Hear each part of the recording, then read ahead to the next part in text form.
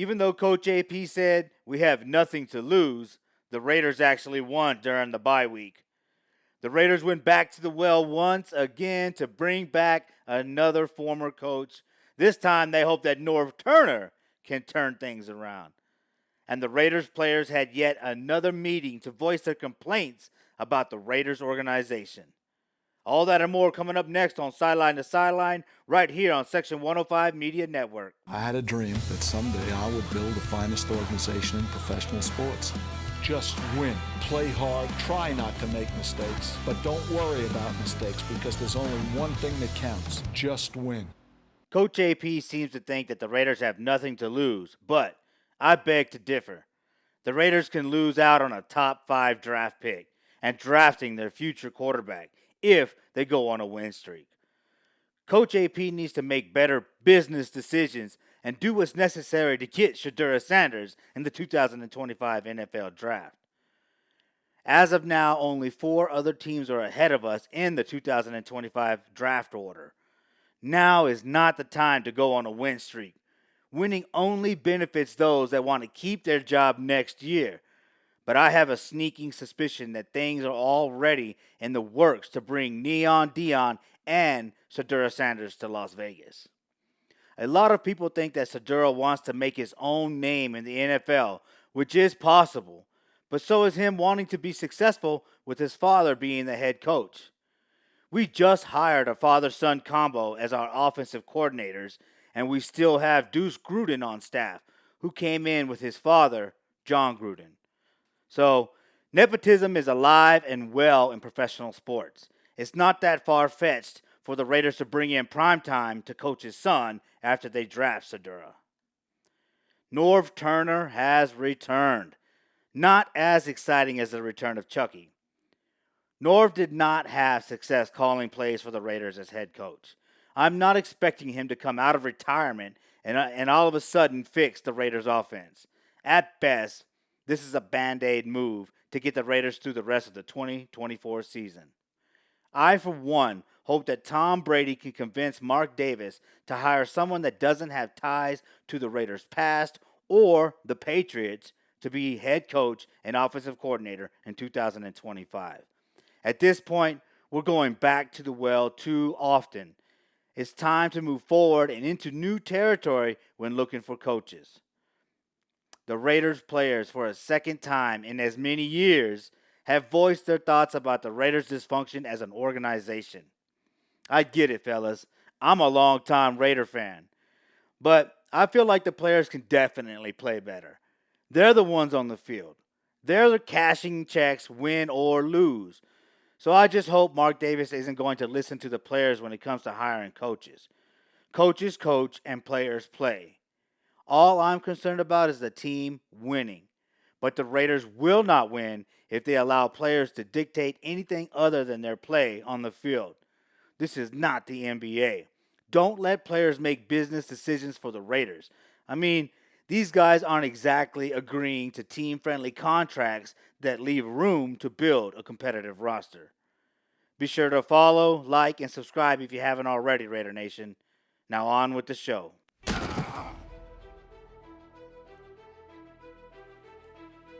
All right, Raider Nation, it is time for this week's Quick Hits.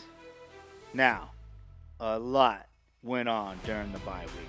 We got a new offensive coordinator in Scott Turner. We even brought back his father, Norv Turner, who was the head coach many, many moons ago and had no success, even though he was touted heavily as a great offensive mind.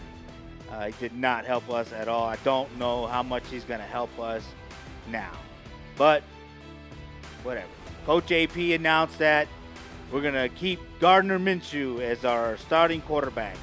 Not necessarily a bad decision, I guess. Just stay with it, right? You know, you got this guy. You called him your starter.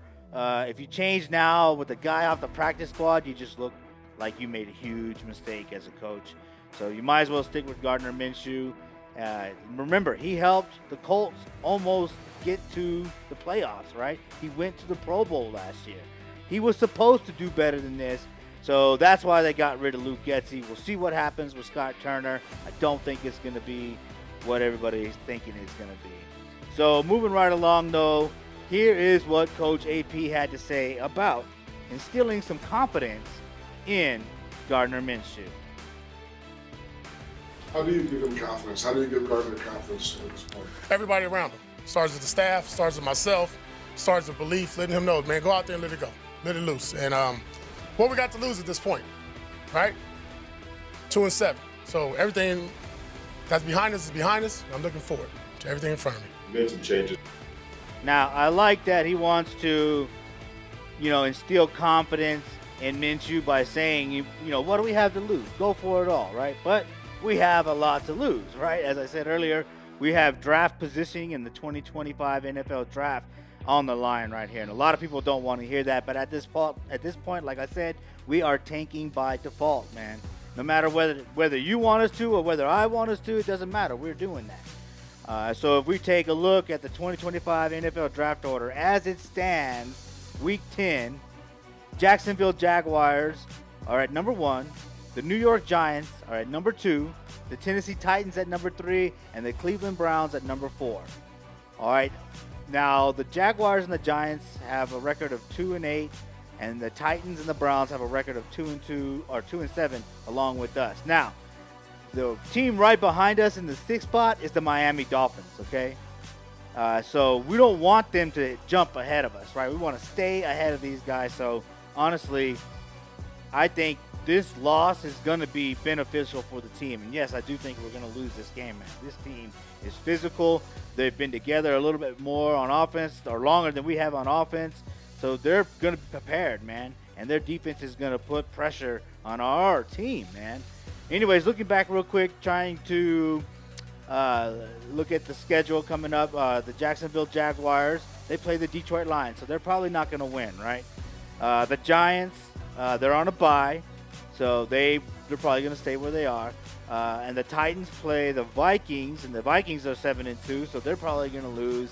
And then the Browns play the Saints. Now, all we can hope for as Raider fans is that Derek Carr comes through and beats the Cleveland Browns, moving us ahead of the Cleveland Browns and helping us get our quarterback that we need to replace him.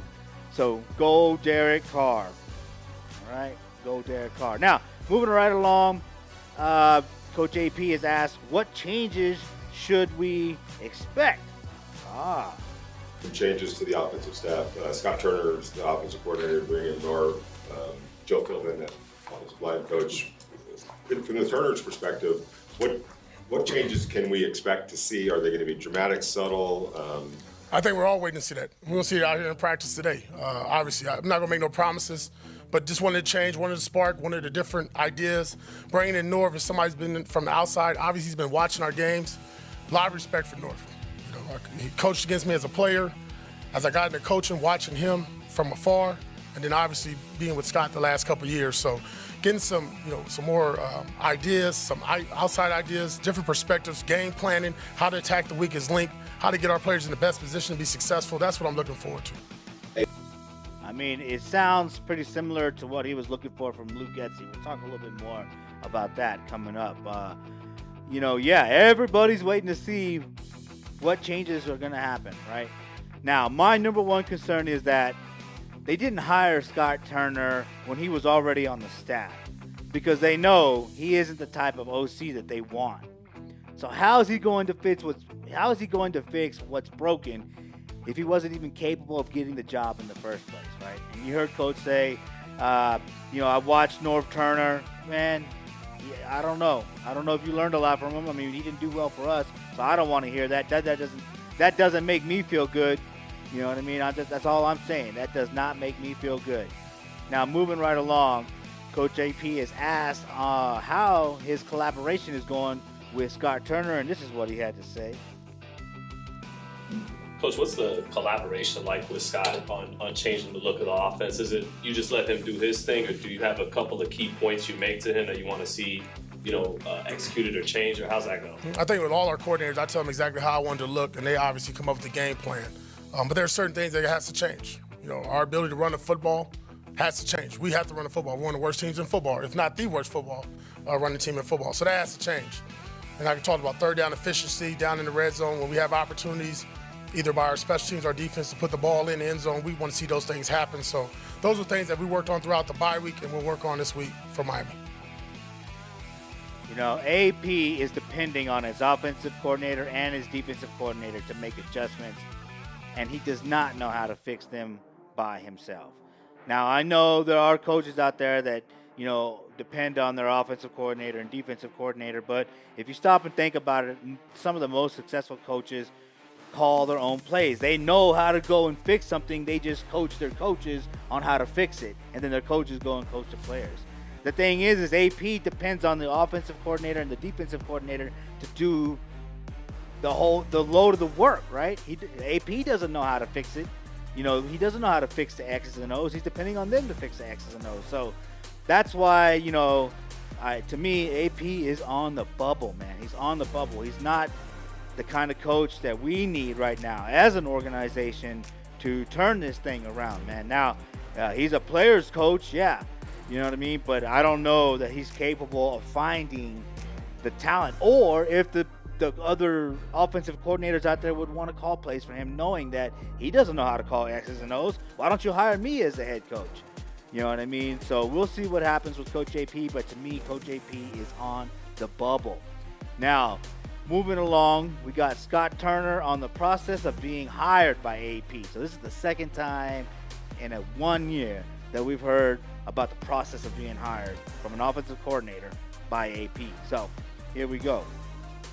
Can you just kind of walk us through the process of you finding out about this opportunity, what like the very first steps were, what your thought process was? Yeah, I mean, I'm going to keep that a little bit in-house, but, you know, AP, he made the decision that he made, and he contacted me, and we kind of went through the process, and, the only thing I really asked for was if we could get, have my dad come just for some help.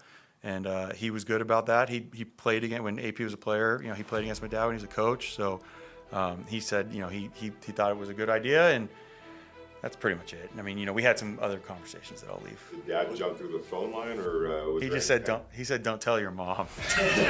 He wanted to. He was like, I gotta find out how I'm gonna break it. I go, yeah. She was good. She was like, I don't know why he was like so nervous. I was like, come on. Like, you know what I mean. So he's living with me. So he's my kids are enjoying that. I mean, they don't see him much, but they will as you get to the end of the week. And my mom will be out here in about a week or so. So that's. I mean, I coached with my dad before. He was the coordinator. I was the quarterback coach. So being able to live close to him was great. Now my kids are older, 10 and 8, so they're like super fired up, like. About having Papa around. So that part of it on a personal note is really cool. All right, I guess that's kind of cute, right? Don't tell your mom. Oh, man. Look, I can appreciate Scott Turner saying that he wants to keep this in-house for the most part, right? This whole process, man. But I did laugh when he said, I asked for one thing, and that's could I bring my dad, right? Bring your dad to work day.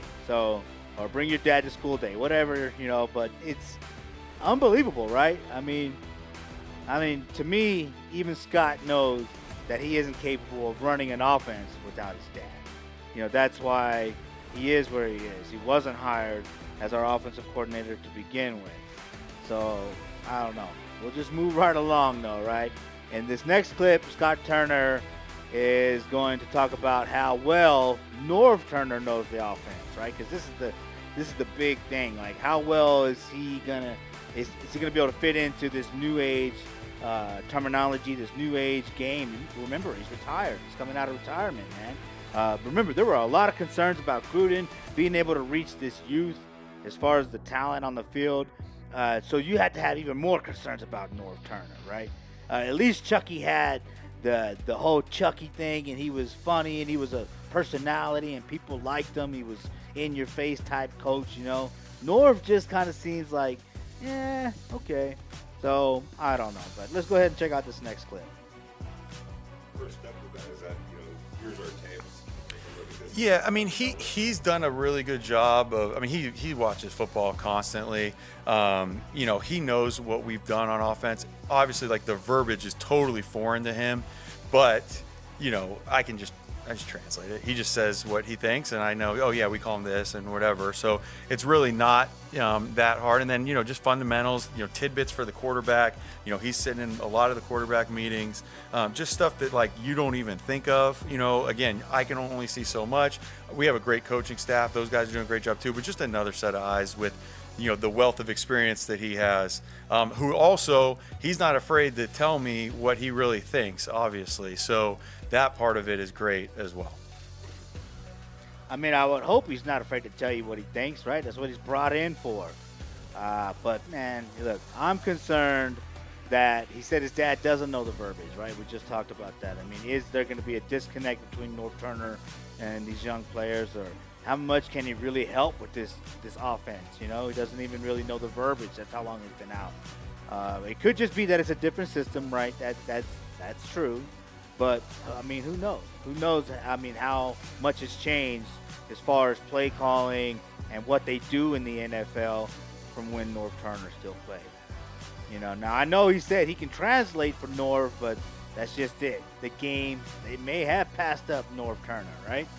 My main takeaway, though, from this clip is that Scott and Norv, they're a father and son combo, right? Much like Dion and Shadura, right? So, like I said, nepotism is alive and well in pro sports, man. You see it with LeBron and his son.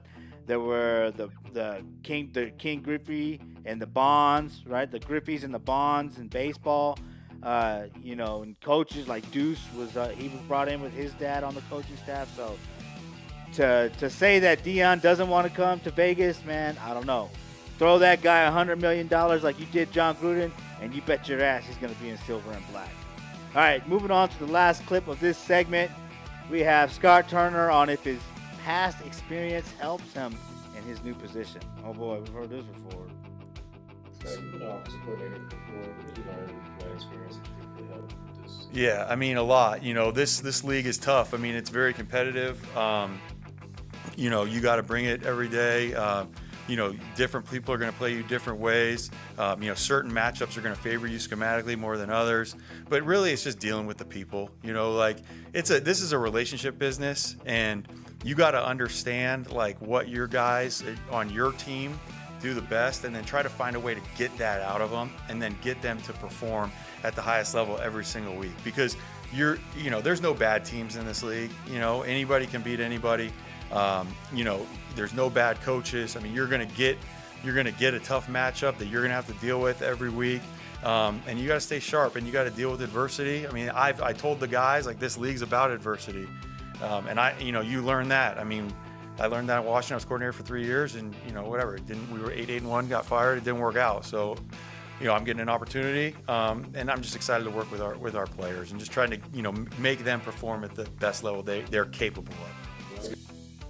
See, again, I had flashbacks to Luke Getsy's first interview as Raiders head OC, right? So if you go back and watch some of those older episodes of Sideline to Sideline, you'll see me and Will breaking down clips of Luke Getsy talking about finding the players, what you can get out of the players, and relationships, business, and things. It sounded just like Luke Getsy. It's almost as if this is what they regurgitate at these press conferences, and there's really nothing you can take away from that, right? Except that he admitted that he got his ass whipped as a coach or as an offensive coordinator, 8-1. So, like I said, he is a Band-Aid at best. At best. I think that the Raiders just settled for him because there's no need to go look for anybody else. Keep it in-house, right? Don't bring somebody else and waste that opportunity because you don't know if Coach AP is going to be here next year. So, I don't know. We'll see. Again, I don't know, Raider Nation, man. This is not a good team. It's not a good coaching staff. All we can do is hope that Mark Davis can find some kind of guidance, and kind of step to the side. And remember that he said, I know what I don't know. So now that he's rebuilding and he's got the new stadium and he's got the revenue coming in and he's got people in ownership that can help him with the football game itself or the game of football on the field, in Tom Brady. Hopefully he starts to kind of take in that information. Remember, John Madden helped Mark Davis. He was one one of the guys that helped Mark Davis hire Reggie McKenzie, right? So Madden was Mark Davis's go-to guy. Now that may very well be Tom Brady. Again, Al Davis, he might be spinning in his grave, right? I mean, a lot of people don't like the idea that Tom Brady's a Raider, but he is. He is.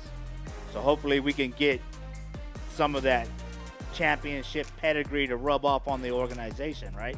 Look, Magic Johnson became an owner of the Lakers and the Dodgers. He's won championships, at least one, right? They just won. The Dodgers did. So, like, I mean, it's possible that Tom Brady can do that. It's just a matter of whether Raider Nation is going to be able to accept it or not. But I, for one, am willing to if it means we get another Super Bowl. I want that to happen in my lifetime. But anyways, let's go ahead and move on to the next segment, which is Behind Enemy Lines. All right, Raider Nation, it is time to go behind enemy lines. In this segment, we will take a look at press conference clips where our coaches are being asked questions about our upcoming opponent, the Miami Dolphins. And we will take a look back at their previous game and see just how well they played or didn't play, and maybe see if we can take advantage of some of their weaknesses to win the game, or at least discuss it all. All right. Now, the first clip that we got coming up is from our defensive coordinator, Patrick Graham. Now, he is asked if there is anything that he can take away from last year's matchup with the Dolphins, and this is what he had to say. Honestly, it's a completely different season, but a lot of their offense is still in place. Is there anything that you can take from last year, looking at that film, that you can really take and apply to this game? Absolutely. The main thing that stands out, the continuity they have when Tua's in there at the quarterback position.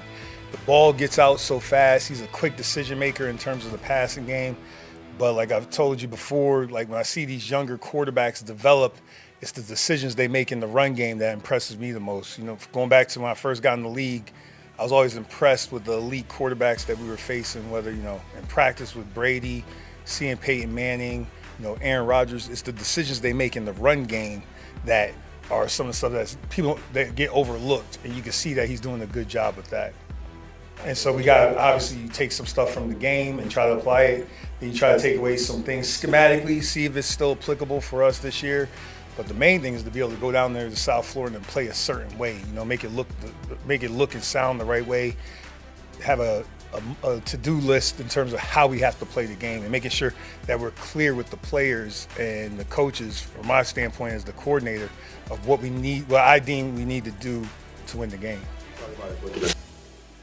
What we need to do to win the game, I mean, we need to have a great offense and be able to keep up with this high-powered, or at least these speedy wide receivers, right? They could potentially put up a lot of points on us. Like, we've been giving up a lot of points because we turn the ball over a lot. And they have a physical defense, as we'll get into a little bit. But, the thing about Tua, right, is that he is a Joe Burrow type QB, except Joe Burrow is a little bit better. But Tua, he will keep the play alive, with his legs, look down the field and deliver the ball. All right, there's some clips in here where he's doing that. So we've been struggling with that. You know what I mean? We'll see what happens. But let's go ahead and take a look at the first clip of Tua. Look, this is definitely going to be something I would like to get into real quick. See, in this first clip, Tua finds Jalen Waddle. Right now, Waddle is going to be my X factor in this game, man. This is a 19-yard reception on the first play of the game. All right? On the first play of the game, the Miami Dolphins show that they are going to be explosive. They have the potential to be explosive. And Waddle, as I said, man, he's going to be my X factor in this game, man. So let's take a look at the next play with Waddle. This is a 30-some-odd yard reception.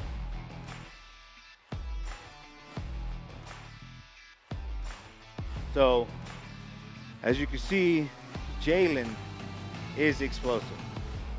Tua moves up in the pocket, keeps the play alive, looking downfield and finds the open guy. As I said, this is a 36-yard reception on 3rd and 13, yo. This is definitely something that I can see our defense giving up. We are notorious for giving up long first downs on 3rd and long. I mean, look at that. Nobody's around him. I'm a little concerned. As I said, Waddle, I got to have Waddle as my X factor. I think that he's going to really put some pressure on the Raiders defensive backs. Because remember, you still got Tyreek Hill and even Odell Beckham Jr. to worry about. And Nate Hobbs, as we're going to see in a little while, he's a little banged up. So there is some cause for concern. I can see Jalen Waddle really having a great game. All right, so moving right along, though, to the next play. Back on to Tua, right? As I mentioned, he still has Tyreek Hill. Tyreek Hill has been a Raider killer his entire career, and it didn't change when he went to Miami, and we're going to get another look at him this weekend. Look, gets the ball out quick, right? Knows where he's going. That's what Coach Graham was talking about. This is what we're going to be facing as a team. Boom, quick decision-making, gets that ball out, and Tyreek Hill knows how to protect himself, get to the ball, and get his team in position to win the game. So that touchdown, I mean, shows is also because it's in the red zone. So it shows that these guys can capitalize in the red zone as well, man. All right, moving along to the next play. We have another 3rd and 19 conversion.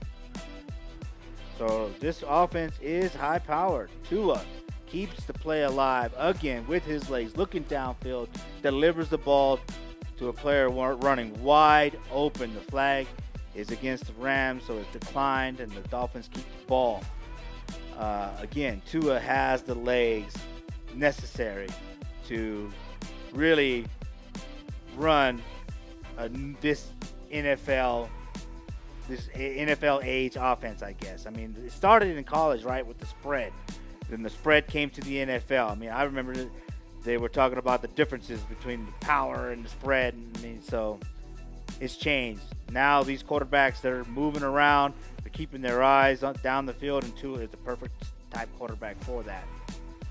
Hopefully we can get our quarterback that will be able to do the same in Sedura Sanders. Now moving along. On 3rd and 6 from the Miami 34. With 5 minutes and 6 seconds to go in the fourth quarter, Tua finds Odell Beckham Jr. for a first down. Again, this guy is somebody that we're going to have to watch out for. You know what I mean? They have no shortage of wide receivers, and we're going to get into the run game here in a little bit and how Patrick Graham feels about that.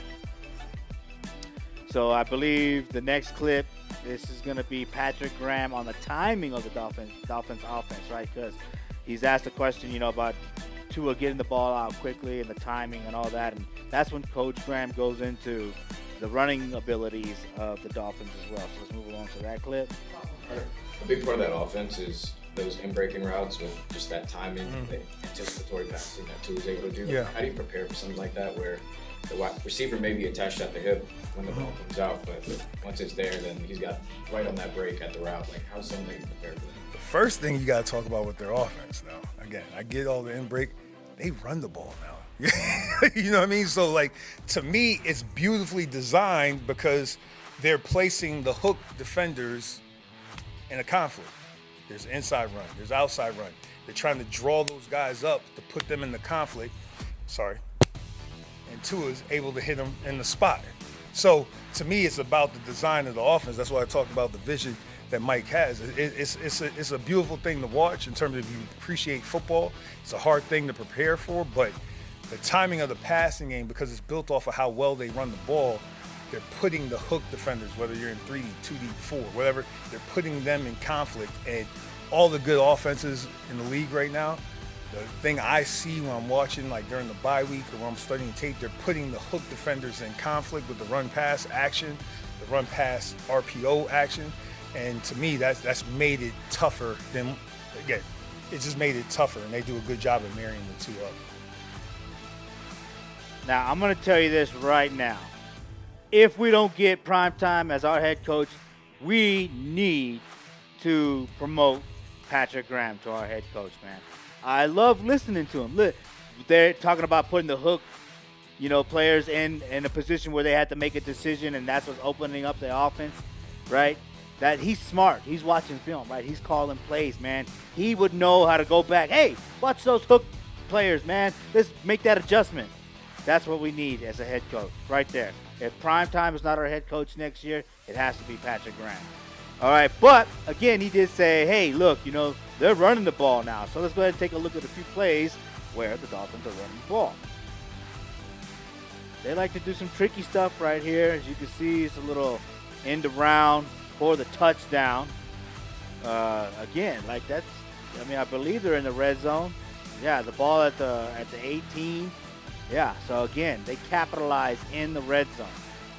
This is a physical team. They know how to capitalize when they need to. So expect to see some of this, right? They're going to keep our defenders on their toes. This is not an easy win, right? This team, even though they have the same record as us, they are a better team, a better built team, I should say. Now, moving right along, we're going to take another look at a run play. Not only will they do the end arounds, but they got a shifty little running back right here that finds a first down on first down. That is a 15-yard gain, man, by Alkane. So keep an eye out for their running back right there, guys. Look, we've had a hard time stopping the run this year. Now we're going to be focused on the speed of the wide receivers. Again, don't fall asleep on the run game because they want to control the ball too. They want to win. They feel like they're like the Bengals last week. They feel like they're a better team than what their record says. And they just might be, right? Even though you are what your record says you are.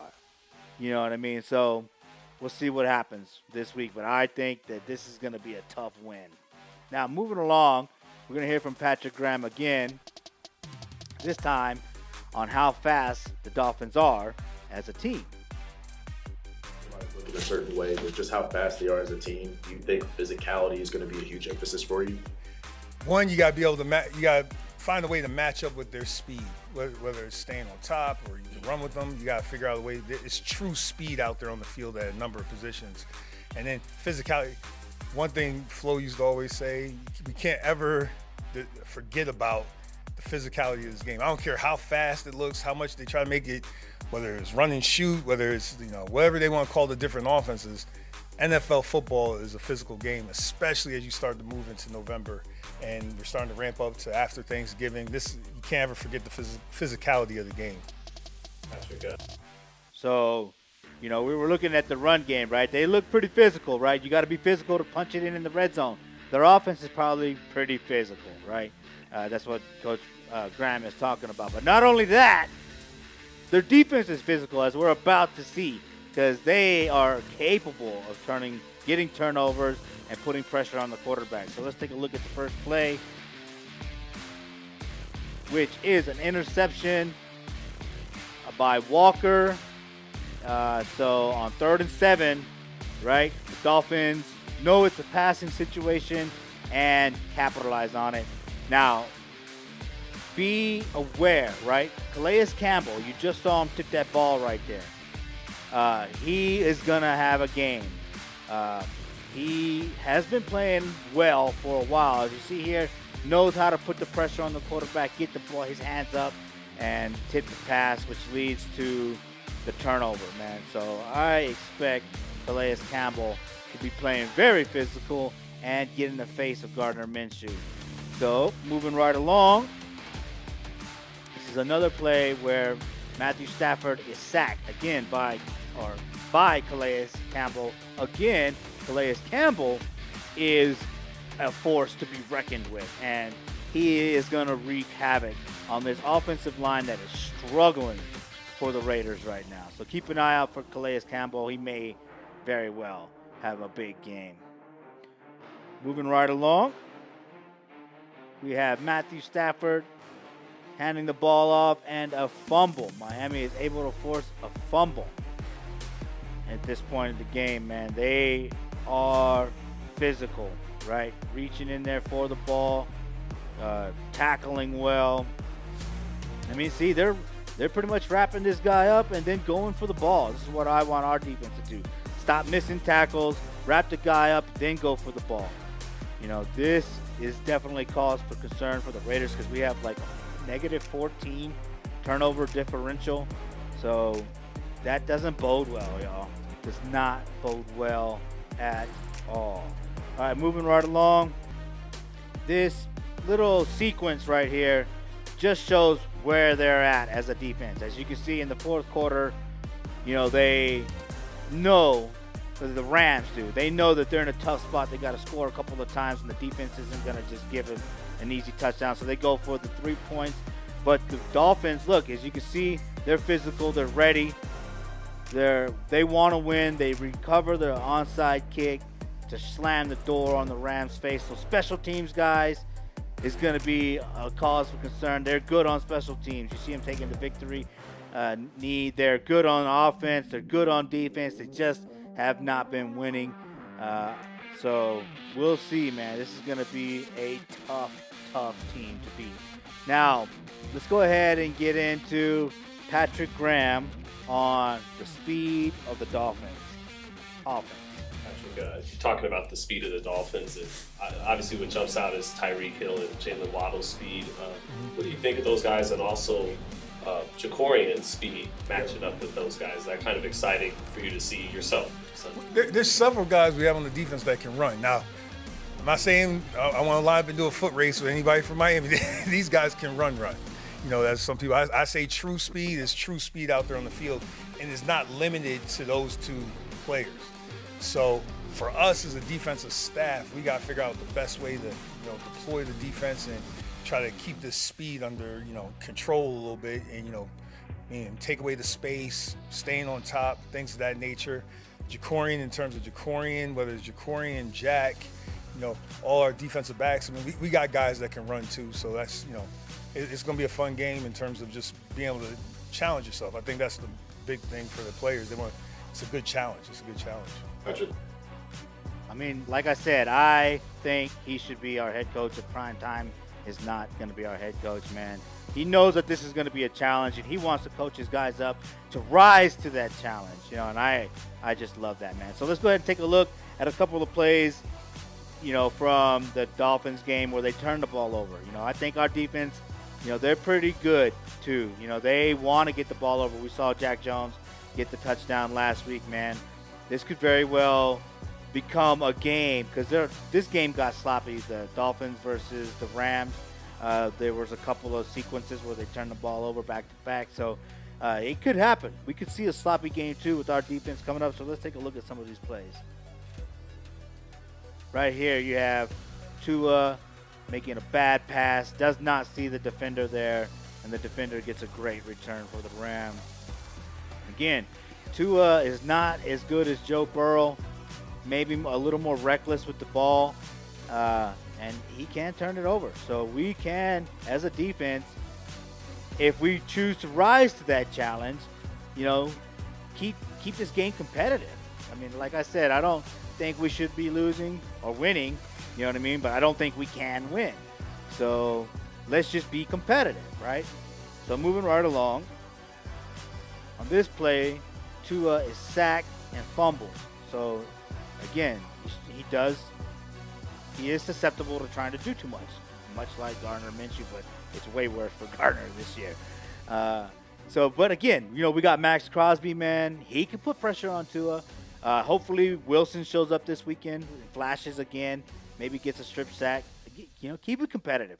Let's get our young guys in. Let's keep Max, eating on when it comes to stats. Let's keep feeding him, right? But going back to special teams, we're going to take a look at Sanders kicking. He kicked 3 field goals, 2 for 50 and 1 for 37. So let's go ahead and take a quick look at those. Because, it could come down to a field goal. It could very well come down to a field goal in this game, man. These two teams, they're both struggling this year. But they're both, I know the Raiders want to win. The Raiders want to win. I know they do. So, it's still possible, but it could come down to a field goal. And the Dolphins, they have the kicker to handle it. If we keep on moving along to the next one, this is the 37-yarder. So he's money. And we know about money, right? We got Money Carlson. This is the last 50-yarder, which basically put the game out of reach. That's why the Rams went for the field goal instead of the touchdown, and then went for the onside. So their defense held there. Special teams came through, got the onside, and then they were able to kick field goals to score on special teams, and you saw the offense take the victory knee for the Dolphins. So this is going to be a tough game. Now let's move along. Continuing behind enemy lines, we're going to take a look at the last 5 games. All right. Last 5 games. The Las Vegas Raiders lead the all-time series 21-20 and 1 tie. But the Raiders have lost 4 of the last 5 games to the Dolphins. Sounds a little familiar, doesn't it, right? You have to go back to September 26, 2021. That's the last time the Raiders beat the Dolphins, and that was at home. So, I don't know, man. The Dolphins have had our number the last couple of years. So, the next clip is the Dolphins leaders, team leaders. Tua is 113 out of 156 for 1155 as far as passing yards and 6 touchdowns. Man, I need to read that better. My bad. Tyreek Hill has 37 receptions for 462 yards and 2 touchdowns. And Devon Achane has 105 rushes for 457 yards. Now, moving on to team rankings.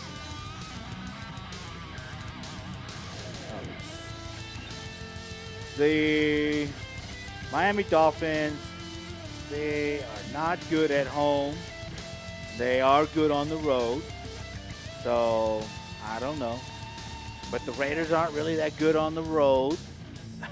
Again, I would think that the Dolphins are going to come through on this win. They're going to want to defend their home field and win this game. Now, the record versus the spread, the Raiders are actually 4-5 and the Dolphins are 3-6. But that doesn't really matter unless you're gambling, man. Points scored a game. The Raiders are 25th and the Dolphins are 30th. Now, I know that sounds like it goes against what I've been saying, right? They still have a high-powered offense, in my opinion. I mean, you know that Tua's been struggling with all the concussions and stuff like that, so that has an effect on the team. You know what I mean? But they still do have a much better offense than we do. So this is one of those instances where stats really just don't tell the story. Points allowed per game, the Dolphins are 17th and we're 30th. So again, you know, they're pretty average, I guess, when it comes to allowing points, but we're like at the bottom. So I would see their offense being able to score on our defense. Now the takeaway differential, as I said, we're negative 14, putting us at 32nd. They are negative 3, putting them at 21st. So again, they turned the ball over too. You know, they're 25th in passing yards per game, and we are 18th. The Dolphins are 9th in rushing yards, and we're 32nd. So chances are we're not going to be able to run. We're going to be one-dimensional, and they're going to stuff us. Now the passing defense, they are 8th. So I don't see Minshew having a great day, and we are 11th. So we could keep Tua in check just a little bit. It's possible.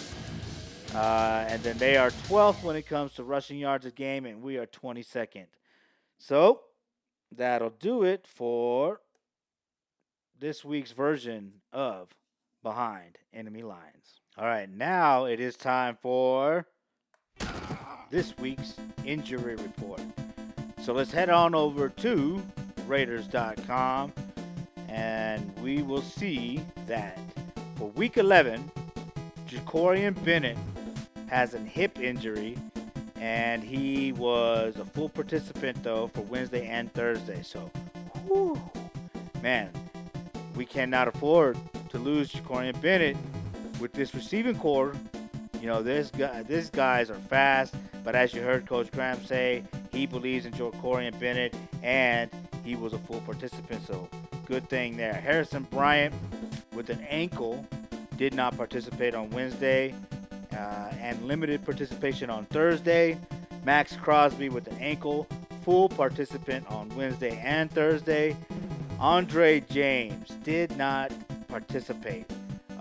So, yeah, expect to see Jackson Powers Johnson at center. Now, let's go back to Nate Hobbs. Now, that's a concern, right, because he did not participate. He has an ankle injury. Again, I think Jalen Waddle is going to have a great game. I think he's going to show up big if Nate Hobbs is hurting with that injury. Now, Michael Mayer is finally back, right? He just said he had to think about a few things. Mental health is an important thing, y'all, so make sure you're taking care of your mental health. Welcome back, Michael Mayer. Jacoby Myers, full participant, dealing with a hamstring. Colton Miller dealing with an ankle, limited participant, not good. This is too many years in a row now where Colton Miller is dealing with injury, so we are definitely going to be looking for a left tackle. Dylan Parham, full participant, great thing to see Dylan Parham come back. We definitely need him on the right-hand side. Andrews Pete, full participant on Thursday and Friday. And Robert Spillane with the knee issue, full participant. Cody Whitehair did not participate.